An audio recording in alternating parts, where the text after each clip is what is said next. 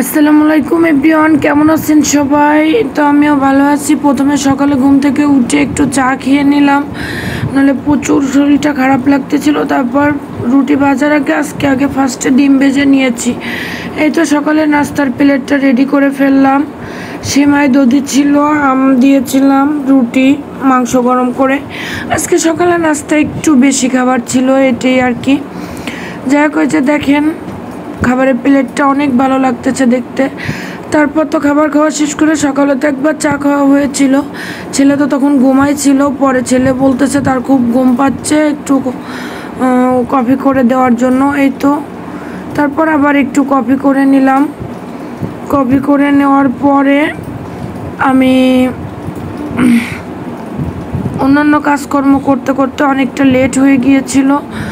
অনেকটা লেট হয়ে যাওয়ার কারণে দেখি যে রান্না করতে একটু লেট হবে, আর ফার্স্টে একটু সেমাই রান্না করে নিতে হবে, কারণ সেমাইটা ঠান্ডা হবে, ফ্রিজে একটু রেখে তারপর দিয়ে দিতে হবে। এর জন্য সেমাইটা আগে রান্না করতে হবে। আর এদিকে শরীরটাও খুব বেশি একটা ভালো না, কাজকর্মেও আজকে একটু লেট হয়েছে, তাই আর কি এগুলো একটু মাঝে খেতে দিয়েছিলাম। এখন আমি কুলসুম সেমাইটা রান্না করে নেবো। এখানে মিল্ক ভিটা প্লাস প্রাণ দুই কোম্পানির দুধ আছে। এখানে আমি 1 লিটার দুধ নিয়েছি। তারপর এলাচ, দারচিনি, একটু তেজপাতা দিয়ে দিলাম, আর সামান্য একটু লবণ দিয়েছি। যে কোনো মিষ্টি খাবারে 1 চিমটি লবণ দিলে খাবারের স্বাদটাও যেমন ব্যালেন্স হয় এবং মিষ্টিটাও অনেক ভালো লাগে খেতে। যাই হোক, এই যে দুধটা আমি এখন জাল করে নেব। দুধে যখন বলক চলে আসবে তখন আমি এখানে চিনি দিয়ে দেব। আমি এই চামচের 1 চামচ চিনি দিয়েছি। পরে একজন বলল যে আর একটু চিনি দিতে, এর জন্য দিয়েছি, জানি না বেশি হয়েছে কি না। আর আমি 2-3 চামচ গুঁড়া দুধ, একটু আজকে 3 চামচ নিয়েছিলাম, যেহেতু সেমাইটা একটু পাঠাবো এক জায়গায়।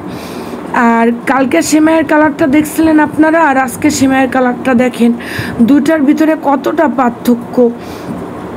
আসলে ঝটপট রান্না করলে যেটা হয়, কালকে সেমাইটা ভোরবেলা রান্না করতে যে এদিকে আবার ছেলে নামাজে যাবে, সব কিছু মিলায় একটু তাড়াহুড়া লেগে গিয়েছিল।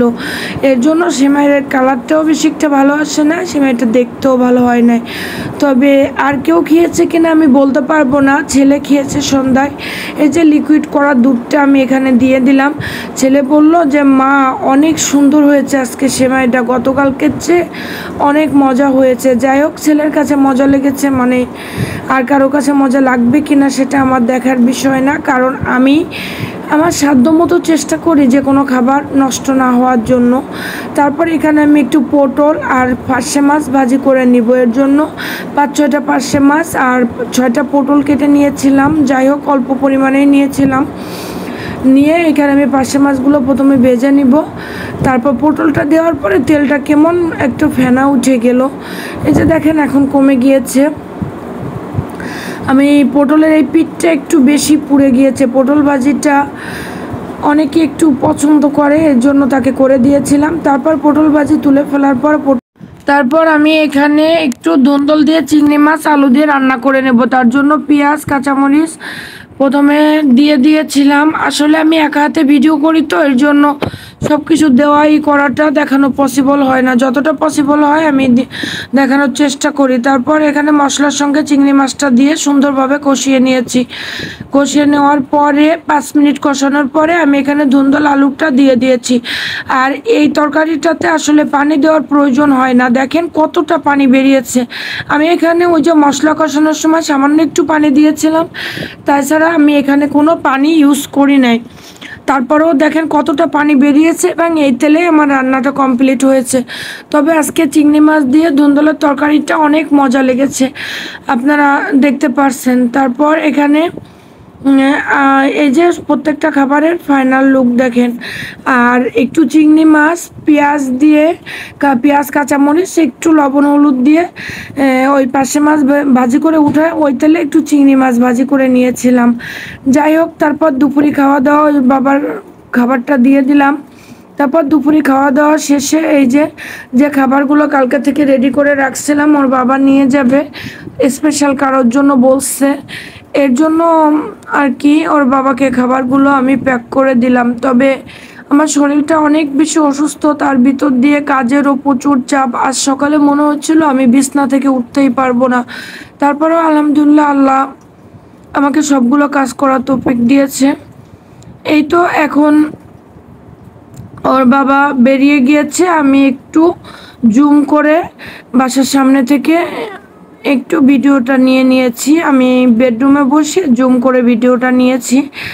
যাই হোক, আমি যাওয়ার সময় বলতেছিলাম যে আমার অনেক খারাপ লাগতেছে, আমি ঈদের আগের দিন থেকে খাবার দাবার বেশি একটা খেতে পারছি না, শরীরটা ভালো না। তার বাবাকে বললাম, আমার একেবারে বেডরুমের থেকে আমি ভিডিওটা করছি, যে আমার বাসার সামনে দোকানটা, এই দোকানটা। পরে ছেলেকে বললাম, বাবা তুমি একটু ব্যাংকের সামনে যেয়ে দাঁড়াও, আমাকে একটা কোক দিয়ে যাওয়ার জন্য। পরে ওর বাবা ছেলের কাছে একটা কোক কিনে দিয়ে এই তো বেরিয়ে চলে গেল। যাই হোক, এই যে তারপর সন্ধ্যায় আমি বিকালে কিছু ভিডিও আপলোড করলাম, ভিডিও এডিট করলাম। আসলে এনার্জি ছিল না। আপনারা মনে করেন এত ভিডিও এডিট করতেছে, আপলোড করতেছে, এনার মনে হয় কোনো কাজকর্ম নাই। আসলে আমার যতটুকু রেস্টের টাইম, সেই টাইমটাতেও আমার এখন এখানে কাজ করা লাগে। যেহেতু আমার ছেলের শখ, একটা কাজ ধরছি, সেহেতু এটা থেকে তো কমপ্লিট করতে হবে। আপনারা সবাই আমার জন্য দোয়া করবেন আর আমার পাশে থাকবেন। আজ প্রায় 20টা সাবস্ক্রাইবার পূর্ণ হয়েছে। আপনারা যদি এভাবে আমাকে সাপোর্ট করলেন, তাহলে আর বেশি দিন লাগবে না আমার 1000 সাবস্ক্রাইবার কমপ্লিট হইতে। আল্লাহ হাফেজ, ভালো থাকবেন সবাই, সুস্থ থাকবেন।